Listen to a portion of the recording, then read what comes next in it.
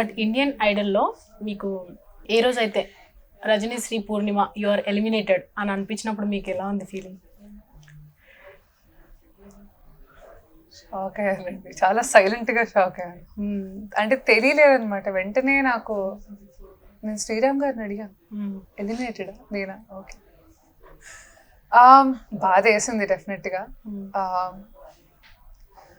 ఎందుకంటే ఇంతకన్నా ఏదో ఒక ఆపర్చునిటీ డెఫినెట్గా ప్రూవ్ చేసుకోవడమే కాదు, లెర్నింగ్ ఎక్స్పీరియన్స్ మెయిన్గా.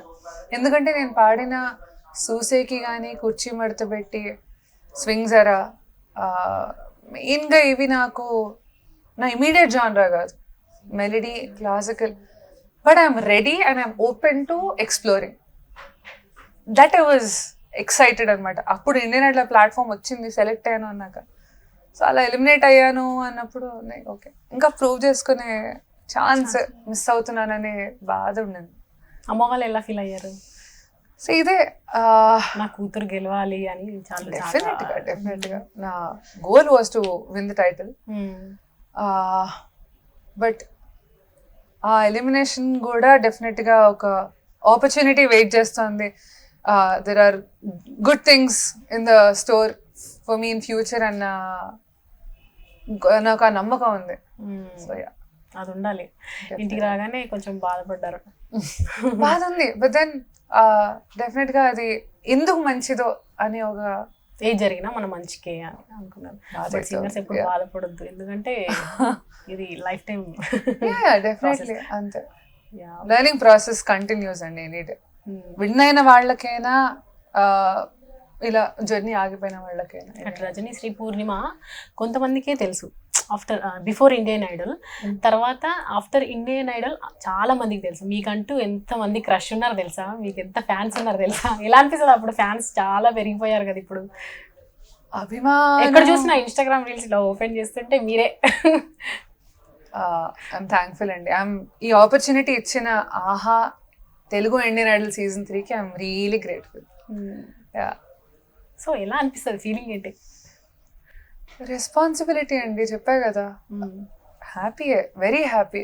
బట్ దానికి మించి అరే ఇప్పుడు ఒక మ్యూజిషియన్గా నేను ఇంకా I have to learn a lot. I have to take this as a responsibility.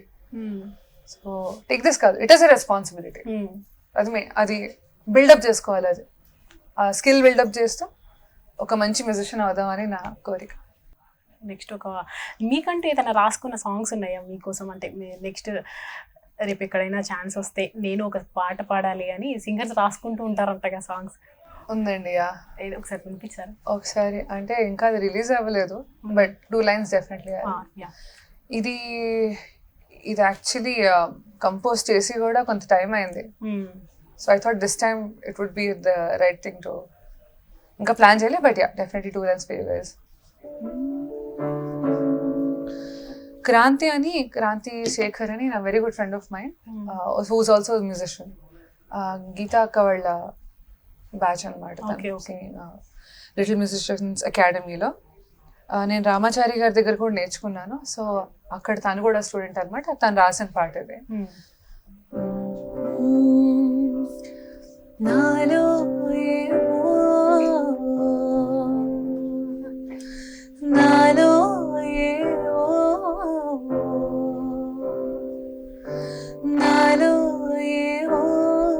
అలజడులే రేపవే, ఎన్నో కలలే కంటూనే బతికానే.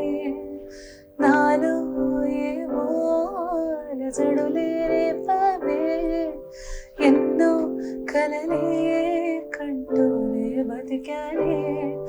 ఇంకా ఏదో కావాలంటే ప్రేమో ఏమో తెలిపేదెలా. నాలో ఏమో నాలో ఏమో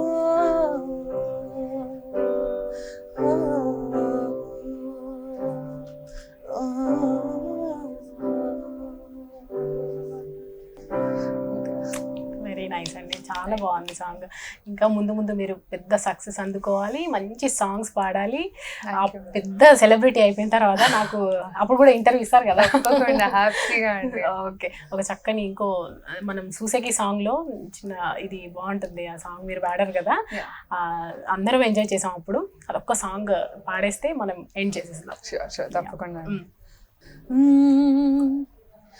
ఓ గొప్ప గొప్ప ఇనాములనే ఇచ్చి వేసేన బాబు, నన్ను మాత్రం చిన్ని చిన్ని ముత్తులడిగే గరీబు, పెద్ద పెద్ద పనులు ఎట్టే చక్కబెట్టే మగాడు, వాడి చొక్క ఎక్కడుందో వెతకమంటాడు చూడు, బయటికి వెళ్ళి ఎందరెందరినో ఎదిరించేటి దొరగారు, నేనే తనకి ఎదురెళ్ళకుండా బయటికి వెళ్ళరు శ్రీవారు,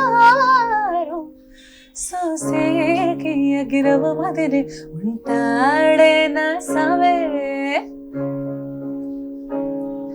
ఇట్టాంటి మంచి మొగుడుంటే ఏ పిల్లైనా మరాడే. చాలా బాగుంది. అట్లా సంగీత ప్రపంచంలోకి తీసుకుని మళ్ళీ వదిలేసినట్టుంది. చాలా బాగుంది.